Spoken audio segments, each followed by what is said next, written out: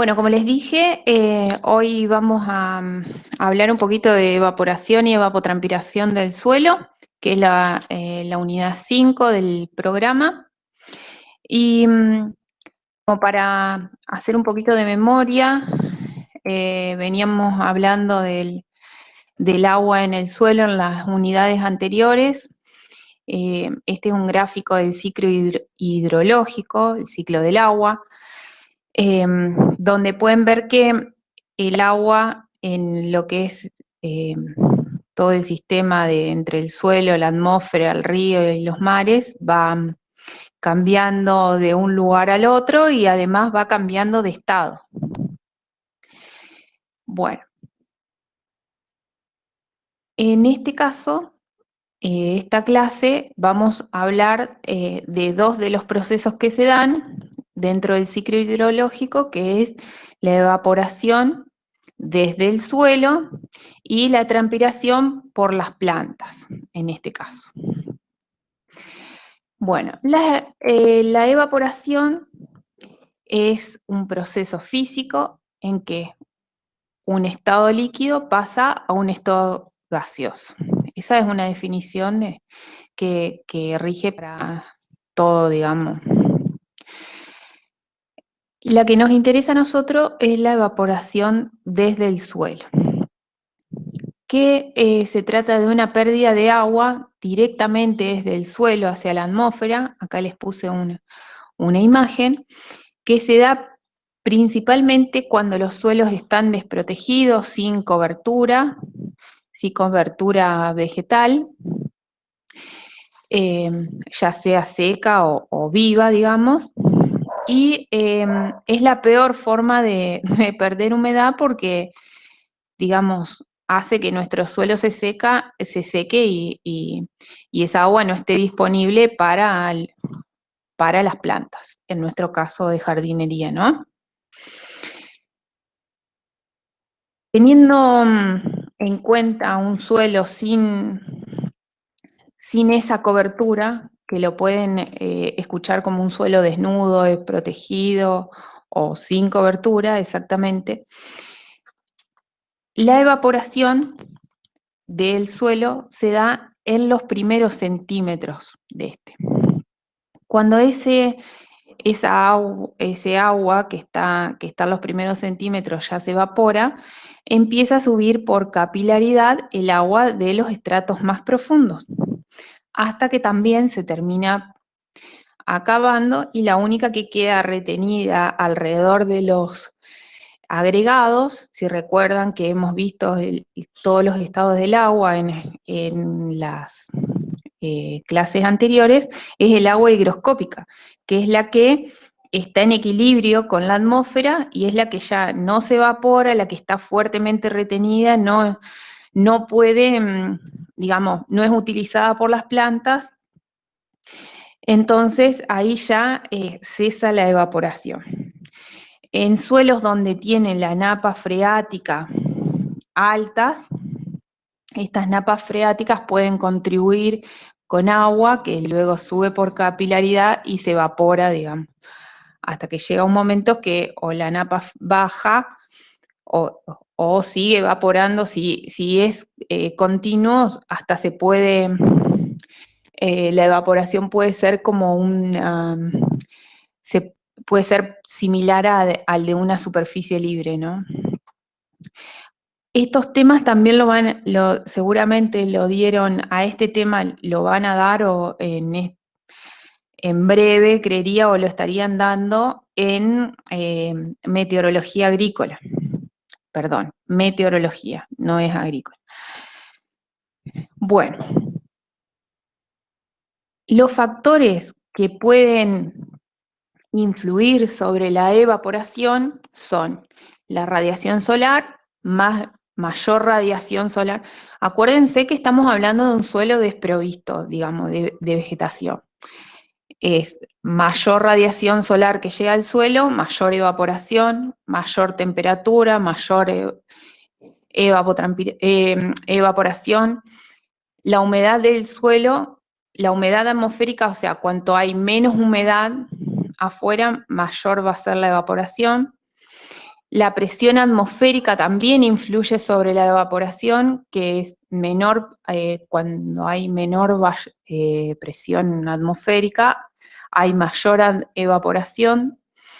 Y el viento, por supuesto que es esa, remueve toda esa masa de aire saturado y hace que se provoque mayor evaporación.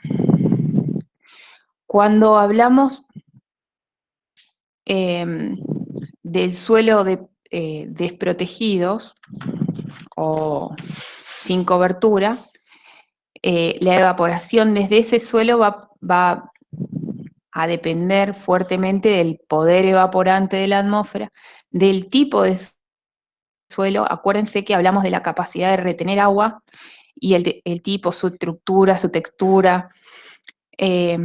Acuérdense que en la retención de agua, las arcillas, los suelos arcillosos tendían a retener mayor cantidad de agua que un suelo arenoso. Eso va todo a influir sobre la evaporación de este suelo. Y, por supuesto, la humedad del suelo, que, bueno, va a ser el insumo, que va a ser el agua que se va a evaporar, ¿no?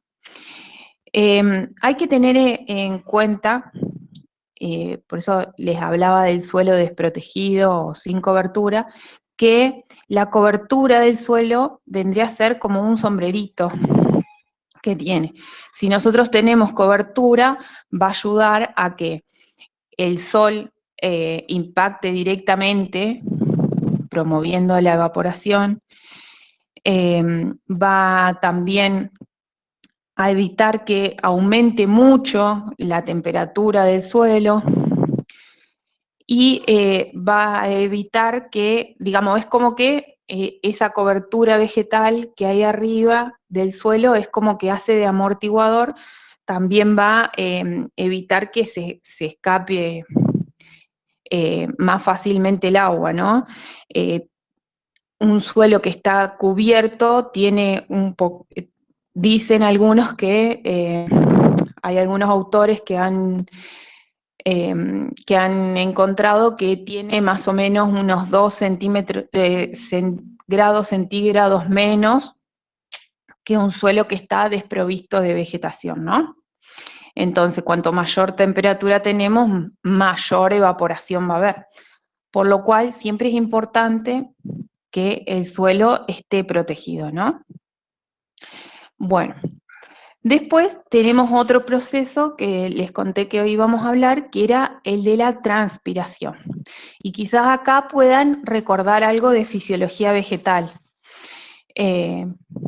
Bueno, la transpiración en sí es un proceso físico-biológico por el cual el agua cambia de estado líquido a gaseoso, pero a través del metabolismo de las plantas y pasa hacia la atmósfera. Y lo que consiste es en que el agua almacenada en el suelo es captada por las raíces de la planta, esta como una tubería la lleva hacia las hojas y se transpira y, digamos, se evapora el agua, ¿no?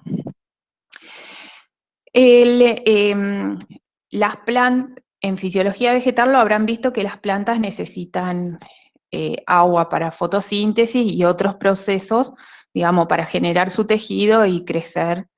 Por eso es importante, ¿no? Los factores que afectan la transpiración dentro de los factores meteorológicos es la iluminación, o sea, la radiación solar, o la iluminación, porque tiene que ver con la apertura estomática, ¿no? La temperatura y la humedad del aire, todo eso es lo que regula el cierre y la apertura de los estomas.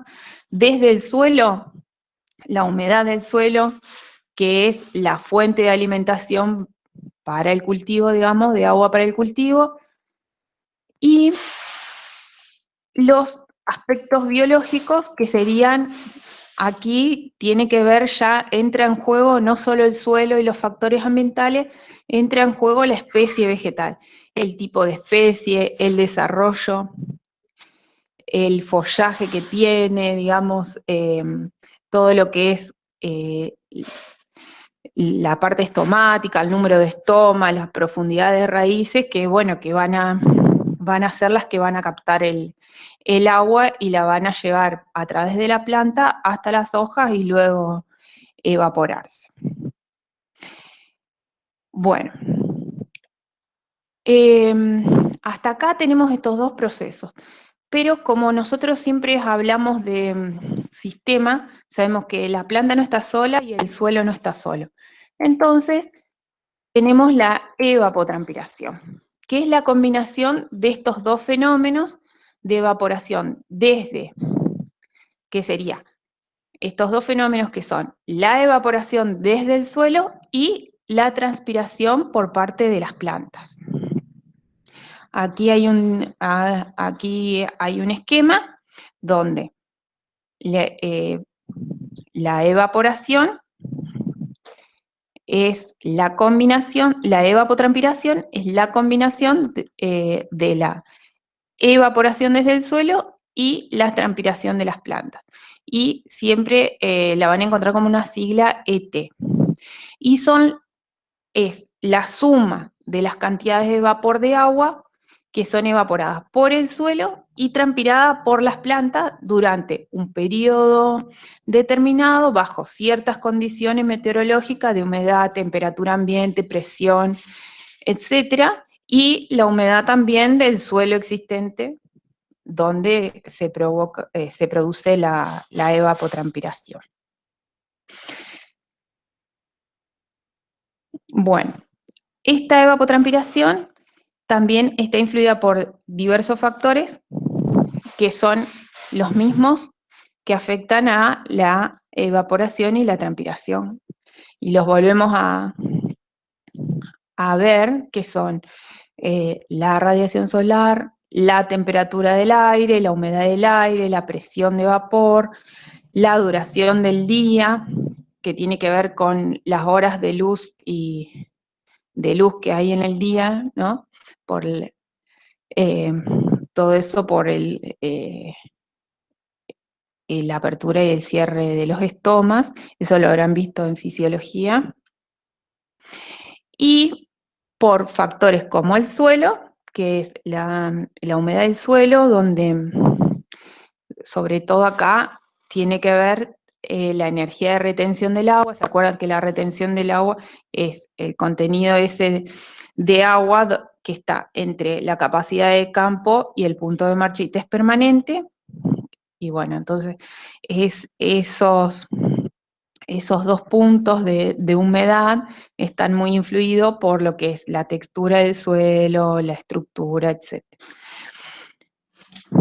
Bueno, y por otra parte, por los aspectos biológicos, como dijimos antes, que son las plantas, su grado de desarrollo, el tipo de hoja que tiene, el tamaño de la planta, el color, esta regulación de cierre y apertura de los estomas. Sabemos que algunas plantas se adaptan más a estreses hídricos, y la profundidad de las raíces, que va a ser la capacidad de hasta dónde pueden llegar esas raíces para tomar el agua, ¿no?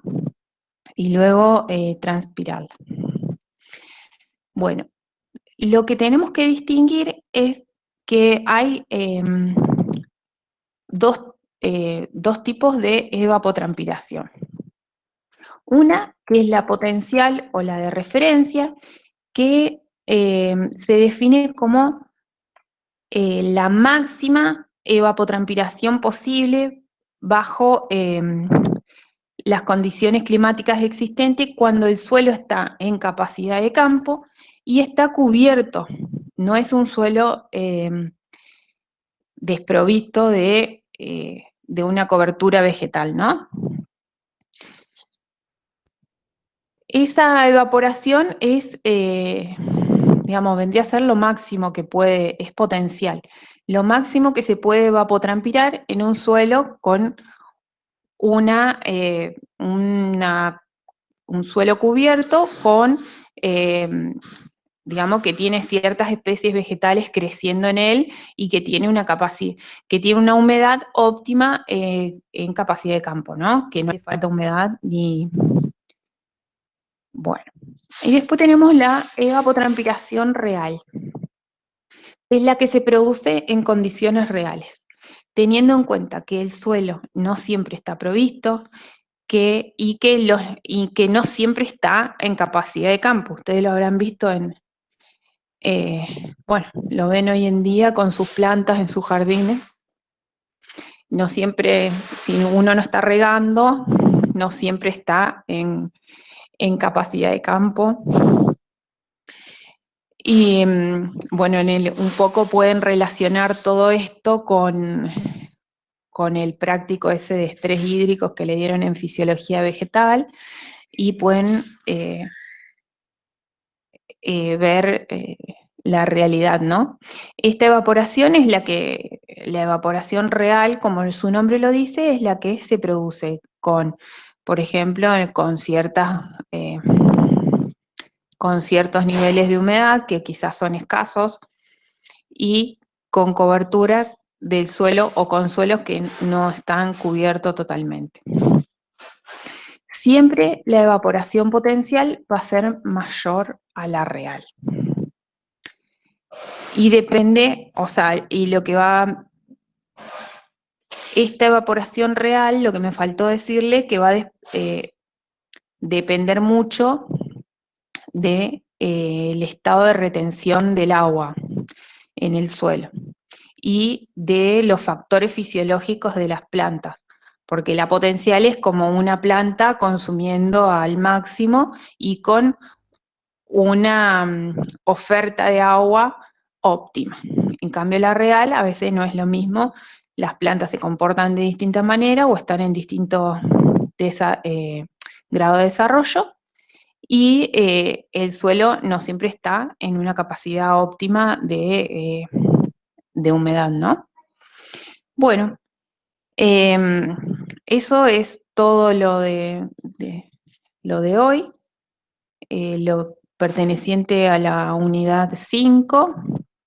Si ustedes me quieren hacer alguna consulta, era simple.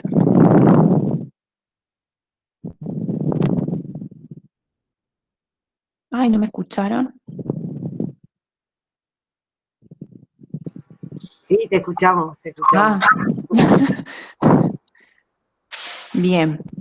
En mi caso no tengo ninguna duda, porque lo que me queda, digamos, como son temas que venimos trabajando, es como Sí. que constantemente se va agrandando el concepto, tanto de Bien. evaporación, de transpiración y de evapotranspiración. Bueno, Eso es lo que me queda, digamos, de la clase. espectacular. Mira, bueno, para todos, cuando yo preparé la clase, no quise ahondar en cálculos ni en las determinaciones porque sabía que el profe de meteorología lo iba a hacer. Simplemente esto para que tengan la herramienta de cómo se comporta el suelo, de dónde viene, que entiendan mejor la parte de meteorología, de los cálculos, que la puedan llevar a interpretar los valores que le dan, sabiendo, teniendo una base de cómo es en el suelo, de que por qué es evapotranspiración, porque no está solo el suelo, está la planta también. Quizás en fisiología también vieron todo lo que es el mecanismo de transpiración, y ellos seguramente le dieron, cada especie tiene, digamos, se adapta de forma diferente según los grados de desarrollo, el tipo de especie, las raíces, etcétera, las hojas. Entonces, por eso es sencilla la clase, como para que puedan entre las tres materias, tener el concepto bien firme. Yo quiero hacer una pregunta tangencial. Dale, sí, no hay problema. Me estaba planteando el tema de, bueno, ahora estábamos hablando del el suelo cubierto por una cubierta vegetal, viva o muerta. Sí. Cuando se utilizan, por ejemplo, cuando se usan en los cactus, las piedritas de colores, que tengo entendido que es una cuestión estética nada más, ¿eso colabora a bajar la evaporación del suelo o no? Y podés, seguramente debajo de las piedritas, digamos, se va a mantener la humedad más que si está al aire libre, digamos así en criollo, ¿no? Yo no sé si las piedritas no absorben calor y lo transmiten, pero es como que sí, le hacen una cobertura, no sé si tiene fin específico, pero yo creo que podría servir como para que no irradie directamente el sol, que es el que calienta y hace que evapora, o sino que yo creo que sí, que contribuye a mantener la humedad, a comparación de un suelo, digamos, desnudo, ¿no? Claro, bien, gracias. ¿Puedo aclarar algo?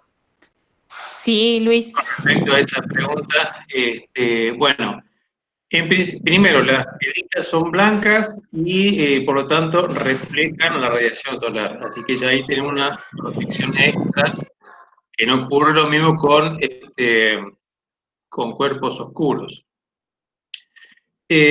También son características que atrapan la humedad atmosférica, algo atrapan la humedad.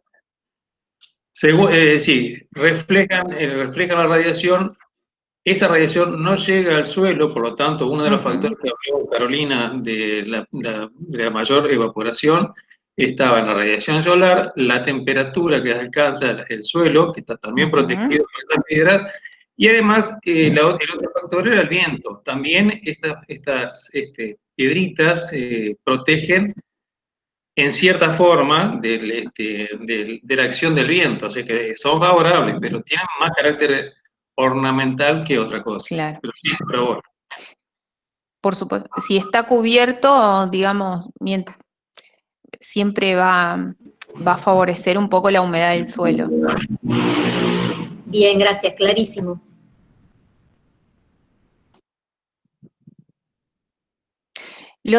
Mariano me dice lo de la estructura del suelo en la evapotranspiración. En realidad, a ver, los factores que influyen en la evaporación del suelo influyen en la evapotranspiración también. Una estructura laminar, bueno, tienen que remontarse hacia atrás cuando hablamos de estructura y agua. Por supuesto, con una buena estructura de suelo, con un buen contenido de materia orgánica, favorece que el suelo tenga agua, retenga y tenga más agua disponible del agua que está disponible para los cultivos. Entonces, siempre va a favorecer, digamos, que tenga, cuando haya humedad del suelo, va a favorecer que haya acumulación de agua y ese agua pueda ser absorbido por las plantas. Pero si es una especie, a ver, es un suelo desnudo, la evaporación del suelo, cuanto mayor cantidad de agua tenga, va a evaporar más, ¿no? Lo que sí hay que tener en cuenta es esa retención, o sea, la característica textural del suelo. ¿Se acuerdan que la retención del agua era la cantidad de agua entre capacidad de campo y punto de marchita es permanente? Un suelo arcilloso como que retiene mayor cantidad de agua que un suelo arenoso.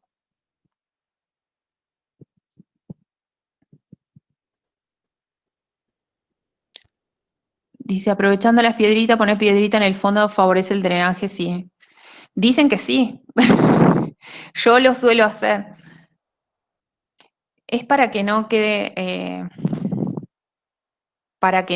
agua contenida abajo en la maceta y dé más, o sea, y se acumule más humedad que la que necesita el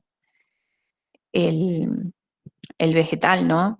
Acuérdense que, a ver, hay un contenido óptimo de humedad en el suelo.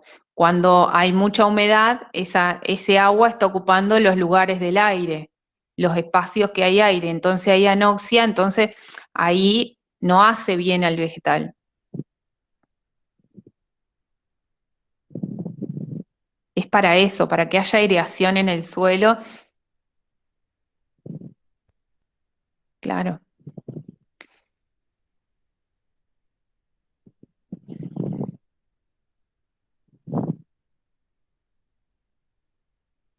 Más que nada a todas las plantas por ahí ponerle las piedritas abajo hace que no se acumule agua o sea, cuando no le hacemos un buen riego, quedan al aire libre y se riegan, digamos, les cae mucha lluvia o etcétera.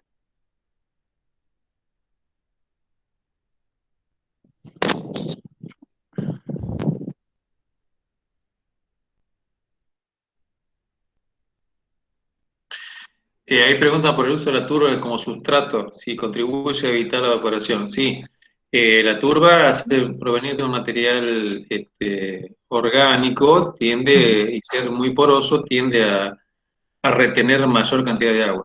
El tema de la evaporación de agua también está relacionado con el tema de la porosidad. Y Claro. la macrosidad relacionada entre los macroporos y los microporos. Ustedes acuérdense que los microporos son son aquellos canales que tiene el suelo en donde es más difícil extraer el agua. Por eso los suelos arcillosos, que tienen mucha más microporosidad que un suelo arenoso, tardan mucho más tiempo en secarse que un suelo arenoso. Radica en eso, un poco. Más allá que el suelo arenoso tienda a infiltrar el agua. Se pierde por otra vía. Si claro, no, se pierde por otra vía también. Exactamente. Pero por eso no es solo la textura, solo la estructura, es, digamos, una textura, por ejemplo, si quieren suponer la óptima, es una textura franca con una buena estructuración, un buen contenido de materia orgánica, entonces que tenga diferentes poros de diferente tamaño, donde algunos el agua esté retenida, donde pueda también drenar. Eso es lo óptimo, ¿no? Ahí pregunta Marina algo sobre los suelos arcillosos. Cuando está seco y agrieteado arriba, ¿cómo saber si se necesita regar? Abajo puede estar húmedo. Te comento, lo hablo un poquito. Bueno. Los suelos arcillosos, sobre todo los de nuestra provincia, tienen una arcilla característica que es la mormorillonita, que es una característica de un suelo que es, de una arcilla, perdón, que es expansible, o sea, en humedad se expande y en sequedad, cuando hay sequía, se contrae. Por eso es que se generan esas grietas sobre la superficie que nosotros podemos ver. Pero esas grietas no son solamente superficiales, son grietas que son profundas. O sea, normalmente se produce el mezclado del suelo en esas grietas por acumulación de partículas que van cayendo dentro de esas grietas. El hecho de que a profundidad pueda tener tenga algo de humedad el suelo, no quiere decir que esa humedad esté disponible para la planta. Cuando ya la grieta aparece es porque se necesita sí o sí el riego.